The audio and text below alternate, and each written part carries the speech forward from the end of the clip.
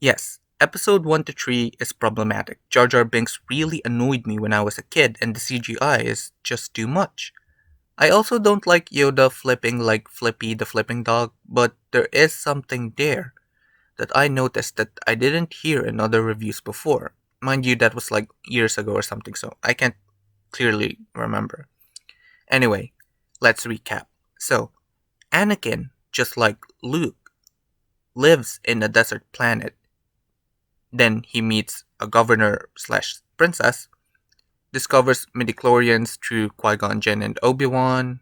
Qui-Gon Jinn dies at the hands of Darth Maul. Obi-Wan takes Anakin as his Padawan and trains him to be a Jedi. I'm not gonna go through every one of those rules, especially because when I search for it, some says there's 10, 15, and even 20 Jedi rules or commandments, and I'm like, eh. I like Star Wars. The original trilogy really wanted me to join Luke, but I'm not a super fan, and my favorite Star Wars movie is Rogue One. Don't shoot me. So let's go to the ones that really messed up Anakin. The first one is no love or personal relationships. So basically, the Night's Watch? From the onset, this is fucked up. The first memorable scene of Anakin is that he immediately fell for Padme. Unlike the devotion of the other Jedi, Anakin exhibits what's natural. When he saw Padme, he immediately wanted to be with her again. And being constantly told not to pursue her, since it's basically illegal for them to do so, just pushes him to keep it a secret. The other one is don't cling to the past and don't mourn or miss the deceased. Now, this is really fucked up. Not clinging to the past is good. Whether or not you choose to, the world moves forward, so at some point, you would need to as well. But the part where they say that you shouldn't mourn or miss the deceased? Really? The Jedi Order basically teaches its followers to let go of who they are in service of how they define the greater good. It promotes apathy, not only to your enemies in war, which is actually useful, but it also promotes apathy towards things you hold dear, and that's dangerous. So, when Anakin kept having dreams that his mother was going to die or is suffering, he sought counsel from Padme and Yoda. Let's focus on Yoda. After he says that Anakin should be weary of these premonitions, he then says that the fear of loss is a path to the dark side. Anakin responds saying that he won't let it come true.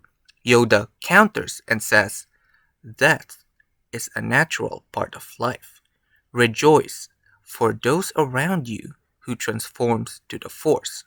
Mourn them do not. Miss them do not. Attachment leads to jealousy, the shadow of greed, that is. Acceptance of death. Sure, you're gonna have to. Rejoice the death of the people around you. People around you in this context means the people you surround yourself with, those that are important to you, and yet you're supposed to be happy when they die. A lot of people says that Star Wars took a lot of inspiration from Asian or Eastern perspectives, but if you look closely, us Asians mourn the death of our loved ones longer than our Western counterparts on average. I remember where a year of mourning in the West is a good indication of depression. Here in Asia, in some parts, that's perfectly normal. Death is a part of life, but we mourn when it occurs. We try to see the positives, but we're still torn. And we have no need to hide it. It's understandable in our perspective. So, just clarifying that one, I really don't like that part being linked to us. The next line, attachment leads to jealousy, the shadow of greed, that is. That's an oversimplification. I'd argue that lack of attachment leads to apathy, which would actually fit easier into rejoicing the death of the people around you. This is a reminder to Anakin that even his relationship with Padme is absolutely wrong by the conduct of the Jedi, saying that in his vulnerable state would further mess him up. He'll question himself. How come everything I do, everything that's human, is the opposite of what my teachers are saying? So Anakin asks, "What must I do, Master Yoda?" To which Yoda replies, "Train yourself to let go of everything you fear to lose." That's more of an indirect way of saying, have nothing, be no one but your goal. And that's not a life. Later on, Anakin goes against his masters and goes to find his mom, Shmi, but it's all too late. Not only did she die in his arms, she was brutally tortured by Tusken Raiders. Though according to a simple search, this was done on purpose by Palpatine to lure Anakin to the dark side, the teachings of the Jedi helped in making that true. If Anakin had gone to Shmi earlier, he might have been able to save her, but as Yoda advised otherwise, it delayed him.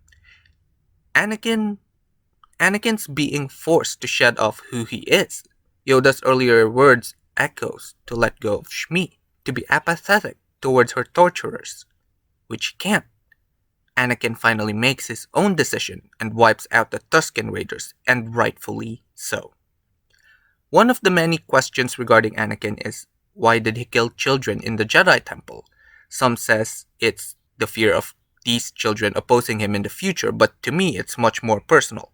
Remember, Anakin was brought up in the Jedi Temple, and everything about him is something the Jedi look down on, something they consider to be a flaw. He tried his best to live by their code, but Padme is the best thing in his life, and following the teachings of the Jedi means he can't have her. So where does he go? To top it off, Anakin lost his mother because he restrained himself, because he followed the teachings of the Jedi.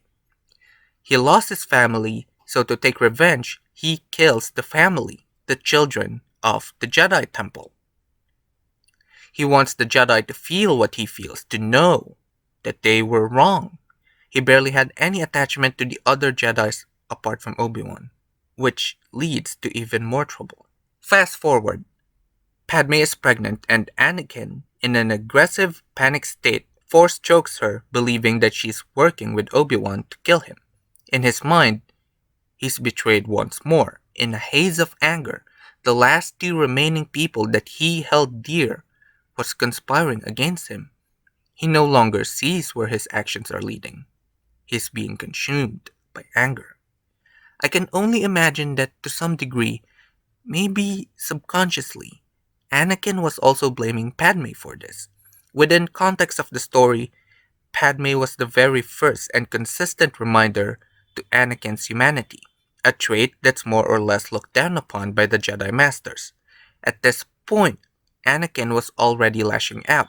He denied his emotions for so long under the teachings of the Jedi. His relationship with Padme, which gave him so much happiness, was something that his Jedi mindset deemed to be wrong. His mother's death was nothing to the Jedi, only his reaction as a Padawan mattered.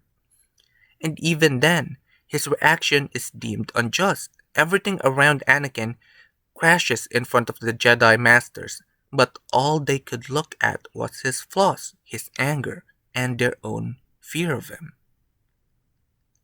It ends with him in a new body, further emphasizing that he's no longer himself, and he's trapped. He will never be free for following the teachings of the Jedi, and thus blinded him to join the dark side. Now, compare that with Luke. When Luke felt that Han and Leia were in danger, Yoda advised him to continue his training, to ward off his emotions and let it go. But he doesn't listen and he rescues them. In the end, Luke defeats Palpatine with the help of Anakin. The dark side grew stronger when the fabric of family was destroyed. and it was defeated when a family became whole again.